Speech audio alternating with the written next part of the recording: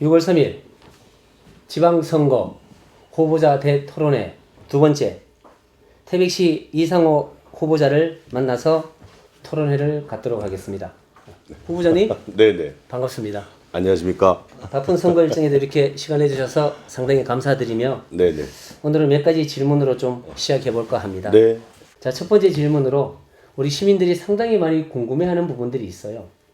우리 시장님의 등치에 맞게끔 별명이 황소라고 이렇게 불려지는데 이 별명이 붙인 이유가 있는지 또 그 별명이 시정 운영에 어떻게 반영되고 있는지 간략하게 설명 좀 부탁드리겠습니다. 네, 아마 강원도 의원 처음 출마할 때 그 프랜케이지가 저기 새 일꾼 뽑아 항소처럼 부려먹자였습니다. 예. 그래서 이제 강원도 의원에 당선된 이후에 한 달의 절반은 춘천에 가 있고 한 달의 절반은 태백에 있게 됩니다. 그 태백에 있는 동안 이제 삼수동 농촌 지역이나 황현동, 이 황지동이 지역구였었는데 태백에 내려오게 되면 이제 그 지역구를 아마 제가 꾸준하게 다니면서 주시는 일들에 대해서 해결을 좀 하려고 많은 노력을 했습니다. 그런 꾸준함을 보시고 그 항소라는 별명이 이제 조금 이렇게 애착 있게 됐고요. 그리고 이제 시장이 되고 나서도 이제 좀 항소가 좀 더 커진 것 같습니다. 그래서 이제 큰 항소라는 이제 별명까지 좀 붙었습니다. 예, 그러시군요. 네네. 자, 지금부터 우리 그 6.3 지방선거 후보 토론의 본격적인 공약에 대한 인터뷰를 들어가도록 하겠습니다. 자, 후보자님. 네네. 지난 4년간 태백시정을 맡아서 활동을 하셨지 않습니까? 네네. 시정 활동에 대해 스스로 어떻게 평가하시고 계시는지 또 네. 가장 잘한 일과 아쉬운 점을 솔직하게 말씀해 주십시오. 솔직하게 얘기해야 돼요? 솔직하게 해주셔야 됩니다. 처음에 이제 태백 시장이 되고 나서 좀 힘들었던 점은 제가 40대 시장이 됩니다. 그리고 이제 우리 태백 시청의 국장, 가장 이제 고위 공직자죠. 고위 공직자들이 10년 정도 차이가 나는 이제 선배들이 좀 자리를 잡고 있었고, 그 기존의 선배들과 이제 기존의 관행적으로 해오던 행정 업무를 이제 이 절체절명의 위기인 태백시가 좀 해야 될 사업들을 제가 이제 말씀을 드리니까 예. 좀 의견 차이가 좀 있었습니다. 그 의견을 조율하는데 또 서로 맞추어 가는데 1년 6개월에서 한 2년 정도 걸린 것 같습니다. 태백시장을 그 수행하면서 시에 들어가서 맨 처음 한 1년 6개월에서 2년 동안 이제 서로의 이제 성격도 맞춰가야 되고 아마 그런 업무 차이도 좀 맞춰가고 그런 면이 아마 가장 힘들지 않았나 지금 생각이 듭니다. 네. 네, 감사합니다. 네. 자, 이제 두 번째 질문인데요. 네네. 도의원을 초선을 한번 하시고 바로 시장에 도전하셔서 네네. 이제 당선이 되셨는데 네. 만약에 이번에도 이제 재선이 아니겠습니까? 네네. 재선이 되신다면 가장 먼저 태백시 하시고 싶은 일은 무엇인가요? 가장 먼저 해야 될 일은 지금 장성동에 보면 계산 아파트와 문 아파트가 있습니다. 예. 그런데 이 폐강으로 인해서 이 계산 아파트, 문화 아파트, 문곡 아파트, 상처럼 아파트가 철거 위기에 놓이게 되어 있습니다. 그리고 현재 그곳에 우리를 키워주느라고 노후 준비가 안 된 어르신들이 살고 계십니다. 이 어르신들께서 지금 길거리에 나앉게 생겼습니다. 대한석탄공사와 산자부와 협의를 해서 최우선적으로 계산 아파트와 문화 아파트를 우리 시가 매입을 하던 아니면 대한석탄공사가 그 임대의 주체가 돼서 되든 리모델링을 해서 사랑하는 우리 시민들이 길거리에 나앉지 않고 삶의 연속성을 가지고 갈 수 있도록 대한석탄공사와 산자부와 협의를 제일 먼저 시작해야 됩니다. 저는 재선이 되면 6월 4일 날 바로 업무 복귀가 됩니다. 그러면 업무 복귀가 되면 가장 먼저 해야 될 일은 대한석탄공사 사장을 만나는 일입니다. 네. 네네. 지금은 이제 공약집을 좀 살펴보는데요. 네네네. 공약집을 좀 살펴보는데 후보자님. 네. 첫 번째 민생경제 대전환 탄탄페이라고 공약집이 하나 있는데 네네. 지역화폐와 탄탄페이 75만 원 충전과 인센티브 20%를 지원을 공약하셨지 않습니까? 네네네. 재원 조달 방법과 지속 가능에 대해 네. 구체적으로 좀 모르시는 분들이 많은 것 같아요. 그 부분을 좀 설명 좀 부탁드리겠습니다. 네. 지금 우리 이웃 사촌인 정성군이 강원도에서 유일하게 이제 기본소득에 선정이 되었습니다. 이 기본소득 지금 전국에 아마 8개 지자체 정도가 선정이 되었는데 읍면이 있는 군만 신청할 수가 있습니다. 그런데 우리 태백시는 읍면이 없습니다. 전부 다 8개 동만 있습니다. 그래서 신청 자체가 안 됩니다. 다시 한번 정확히 말씀 올립니다만 군만 신청이 됩니다.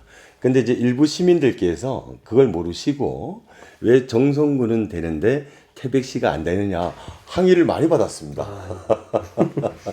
그래서 올해 2월 달부터 이제 75만 원, 예, 예. 그다음에 20%를 책정을 했죠. 그렇게 한 이유가 75만 원에 20%가 15만 원입니다. 정성군 기본소득과 금액이 똑같죠. 자, 그러면 정성군 같은 경우에는 그 15만 원 화폐를 받아서 15만 원만 쓰게 됩니다. 그런데 우리 태백시 같은 경우에는 15만 원을 받으려고 하면 75만 원을 소비해야 되는 거죠. 그래서 소상공인 입장에서는 15만 원을 쓰는 것보다 75만 원을 쓰시는 걸 더 좋아합니다. 그래서 이제 경제 활성화가 되고요. 또 하나 이제 우리 편집장님께서 이제 물어보신 것 중에 하나가 이제 재원 조달 어떻게 할 것인가 이제 물어보셨습니다. 이게 정성군 같은 경우에 인구 대비 15만 원을 매월 드리게 되면 1,100억 정도가 이제 소비가 되는데요. 이제 우리 시 같은 경우에는 기존에 탄탄페이를 보통 50만 원에 10%, 100만 원에 10% 이렇게 하다가 또는 50만 원에 15%, 100만 원에 이제 15% 이제 명절이 있을 때나 뭐 신학기 이럴 때 그래서 이제 퍼센테이지 20%가 된 건 한 120억 정도가 더 소요되게 됩니다. 1년에. 자, 그러면 그 비용은 어떻게 할 거냐면 우리가 지금 폐기금을 보면 폐기금이 1년에 한 250억 정도가 들어옵니다. 그 부분의 일부를 쓰고요. 지금 현재 가덕산 1단계, 2단계 저희가 지분 투자한 게 있습니다. 그래서 한 27억 정도가 들어오는데 가덕산 3단계까지 하게 되면 35억 정도를 예상하고 있습니다. 그리고 또 하나가 있습니다. 우리 시가 아마 2005년경쯤에 그 오투 리조트 보증 채무를 하게 되면서 1,300억의 빚을 떠안게 됩니다. 근데 우리 공직자분들께서 이렇게 허리띠를 꽉 졸라매고 매년 하고 싶은 사업이 있어도 못하면서 빚을 채무를 갚아왔습니다. 근데 이제 그 채무가 63억이 남았습니다. 그러니까 3천억대 예산일 때 빚이 1,300억이었는데 지금 우리 태백시는 5천억대 예산에 빚이 63억이니까 빚이 이제 1%대로 내려왔죠. 불과 2005년 정도에는 빚이 이 예산에 거의 한 30% 가까운 돈이 됐었죠. 이제는 1%입니다.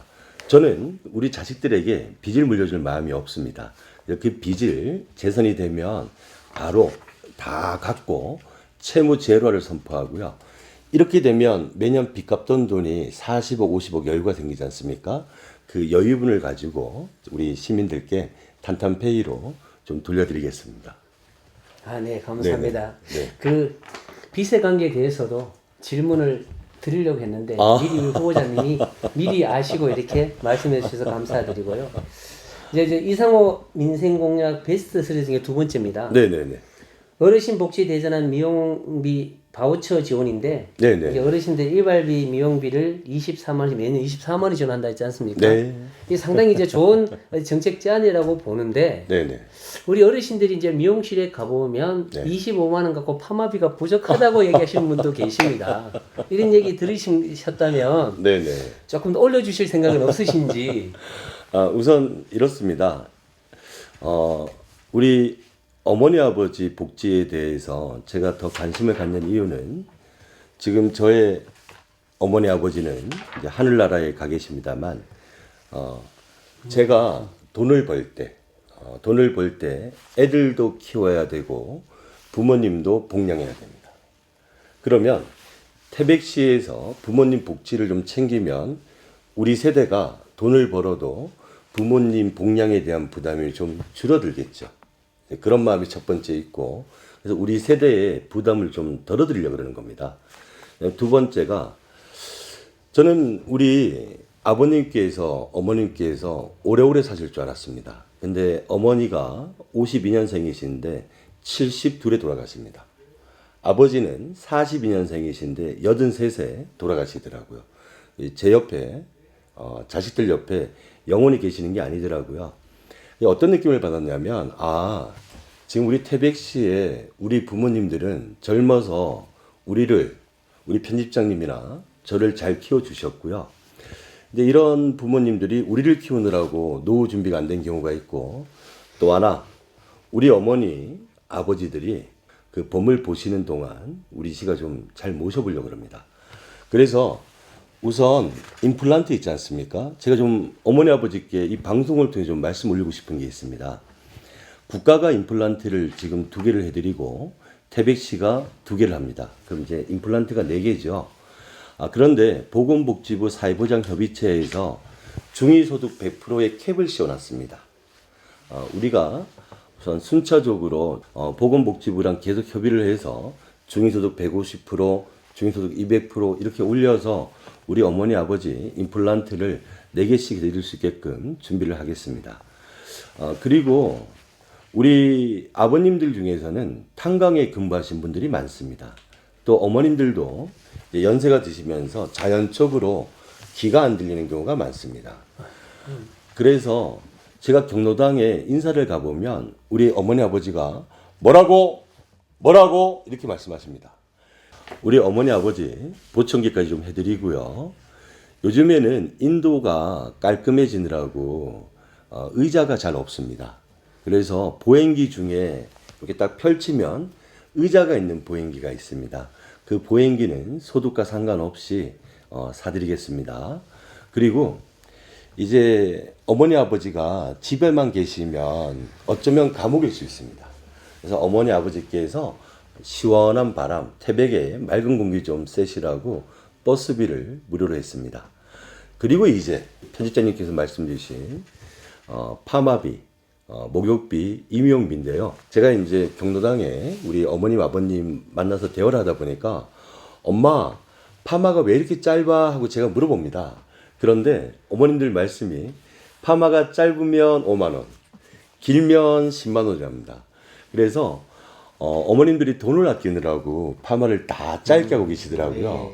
그래서 마음이 아프고 우리 어머님들 이뻐지시라고 파마도 좀 길게 세련되게 멋지게 하시라고 이제 파마비를 준비했고요. 그런데 이 1년에 24만 원을 카드에 올해 8월 달부터 이제 담아 드릴 겁니다. 그러면 파마만 하시는 게 아니라 그걸로 목욕탕도 가시고 우리 아버님들은 염색도 해서 좀 멋도 좀 부리시고, 그래서 우리 어머님 아버님들이 몸이 좀 명품화 됐으면 좋겠습니다. 그리고 이제 편집자님께서 이제 말씀 주신 게 더 확대할 의중이 있느냐 물어보셨는데, 당연히 아들로서 더 많이 드리고 싶죠. 근데 이게 늘 처음 시행하는 제도다 보니까 우선 8월 달에 시행을 해보고 나서 우리 어머님 아버님께서 야 태백시 잘한다 칭찬도 해주시고 또 이 용역의 결과도 좀 보고 이렇게 하면 미용실에도 도움이 될 거고, 자 그러면 어머니 아버님께서 이제 파마비나 목욕비가 이제 좀 세이브가 되지 않습니까? 그 세이브된 걸로 또 식당에 가서 맛있는 것도 사 드시는데 이게 우리 태백시 경제 지표에 어떤 도움이 되는가 확인을 하고 나서 좀 확대하는 방안을 찾아보도록 하겠습니다. 제가 말이 너무 많았나요? 아닙니다. 자, 예, 아닙니다. 자, 또 한 가지 더 여쭤보겠습니다. 네네네. 4년간 공약 이행률이 90.2%에 달성하셨습니다. 네네. 상당히 고무적인 내용입니다. 네네. 근데 혹시 이제 92% 중에 이제 네. 9.8%는 이행하지 못한 나머지 약 한 10%에 대한 계획은 무엇이며, 네네네. 만약에 재선이 되신다면 임기 4년 동안 뭐 비슷한 질문이기도 하지만 네. 가장 역점을 두고 싶은 최우선 과제는 무엇인지 다시 한번 설명 부탁드리겠습니다. 우선 공약 이행률이 한 10% 정도 빠지는 이유가 있습니다. 제가 공약한 것 중에서 우리 태백시에 내 심혈관 질환센터를 좀 유치하고 싶었습니다. 그래서 처음에 취임하고 나서 이 부분을 추진하다 보니까 충중과 청주도 제가 지금 갔다 왔고 내 심혈관 질환 센터에. 그런데 그 장비를 사는 하드웨어, 건물을 짓거나 장비를 사는 하드웨어의 문제가 아니라 소프트웨어, 즉 의사 선생님의 수급의 문제가 발생했습니다. 그래서 이거는 현실적으로 안 되는구나를 파악을 했고, 그래서 근로복지공단과 이제 협의를 하던 중에 안 된다. 의사 선생님 수급이 안 된다. 지금 우리 태백시 같은 경우에는 간호사 선생님 수급도 잘 안 됩니다.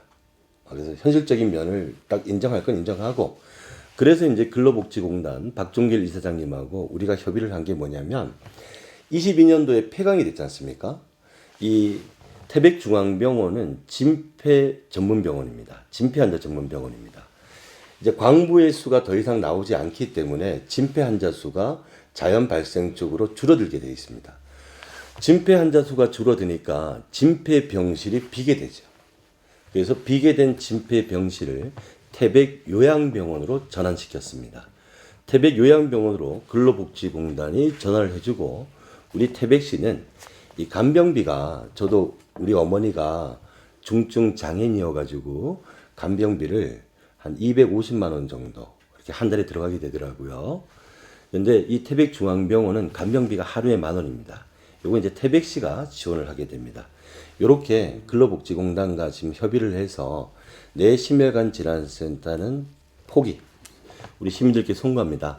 좀 더 제가 정확히 알아보고 공약을 했었어야 되는데 시장에 대해서 해보려고 하니까 현실적인 면에서 안 되는 거는 과감하게 이제 이 공약위원회와 얘기해서 근로복지공단의 태백중앙병원을 진폐 병실 수가 비는 만큼 태백요양병원으로 전환을 시키고, 간병비는 하루에 10,000원이 되도록, 한 달에 10,000원이 되도록 준비하겠습니다. 그리고 이제 또 하나의 공약이 뭐였었냐면, 저는 황지 정보산업고등학교를 간호고등학교로 전환을 시키고, 제가 이제 시장에 취임할 때만 해도 강원관광대학교가 모든 과는 폐과가 돼 있었습니다. 유일하게 간호학과만 유지가 되고 있었습니다. 그래서 정보산업고를 간호고등학교로 전환을 시키고 강원관광대학교를 간호전문대학교로 육성을 좀 하겠다, 이렇게 공약을 했었는데, 이 강원관광대학교가 코로나19 시절에 간호학과 하나가 있었는데, 코로나19 시절이니까 그때 학생들이 등원 수업을 하는 게 아니라 재택 수업을 했습니다. 그리고 이제 제가 시장이 되고 난 이후에 이제 폐교가 돼버렸죠. 이제 마지막으로 우리 시민들에게 네. 나는 앞으로 이제 재선이 된다면 네네. 이렇게 하시고 싶고 할 수 있는 부분들을 좀 간략하게 설명 좀 부탁드리겠습니다. 우리 항지 자유시장이나 북길시장이 오랜 시간 지적도 맞지 않고 무허가 상태로 있었습니다. 그렇다 보니까 한복가게가 식당으로 전환을 하고 싶어도 전환을 못하는 상황이 수십 년간 이어졌죠. 그래서 우리 시가 건의를 해서 지금 올 연말에 국회에서 아마 양성화 시키는 법안이 발표될 것 같습니다. 그럼 우리 시는 선제적으로 TF팀을 좀 만들겠습니다. 왜 그러냐면 준비해야 될 서류가 많습니다. 수십 년간 그 땅에 지적이 안 맞고 무허가로 살아오셨기 때문에 답답하시죠. 그런데 우리 상인분들께서는 장사를 하셔야지 그 서류를 어떻게 준비하십니까? 그래서 우리 태백시가 TF팀을 만들어서 우리 공무원 전문가가 함께 할 테니까 우리 시장 상인분들께서는 좀 도와주십시오. 아마 지적을 맞추다 보면 뭐 편집적인 땅 한 평이 줄어들 수 있고 뭐 제 땅 한 평이 늘어날 수도 있고, 이런 상황이 생길 때는 서로 좀 배려하고 양보해 주셔야지 내 땅 한 평을 계속 주장하다 보면 양성화가 안 됩니다. 그래서 제가 재선되자마자 TF팀을 조직해서 우리 항지 자유시장과 북길시장에 지적도 맞춰드리고 무허가를 양성화 될 수 있게끔 준비하겠습니다. 30년, 40년 오래된 한을 풀어드리겠습니다. 아니 편집장님, 시장이 이런 일을 해야지. 이렇게 지금 아마 편집장님 입장에서는 시장 다니면서 안녕하세요 이거 하라는 것 같습니다. 안녕하세요도 하겠습니다. 자, 우리 국민의힘 태백시장 후보 이상호 후보자님과 바쁜 일정 선거 일정에 들여 시간 내주셔서 감사드린다는 말씀을 전해드리고요. 마무리하도록 하겠습니다.